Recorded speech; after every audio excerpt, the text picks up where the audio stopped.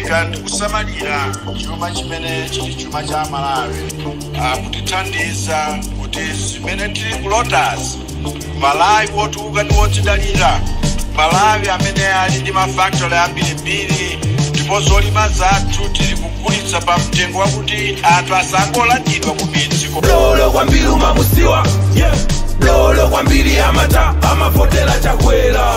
amata amafotela chakwera ndati amata amafotela chakwera iweyo ndi dolo eyaka iweyo ndi shasha ine je usafotela ndani chakwera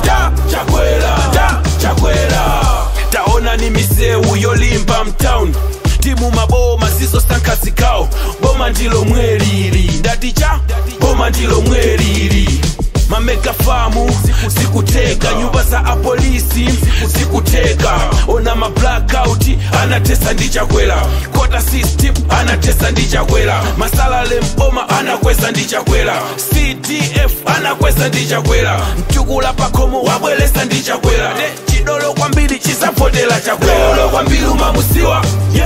lolo kwambiri amata amafotela chakwela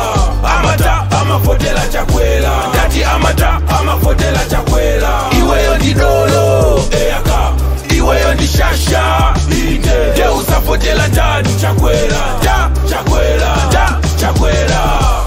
ma scholarship school fees zikuteka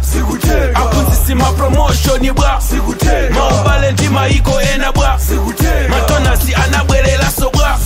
usokoleli wa temokalase bwa asimayi maudindo zikuteka ndinda malubino alisefu pano chifukwa chanda temokalase pano ikuteka ndinda ndichakwera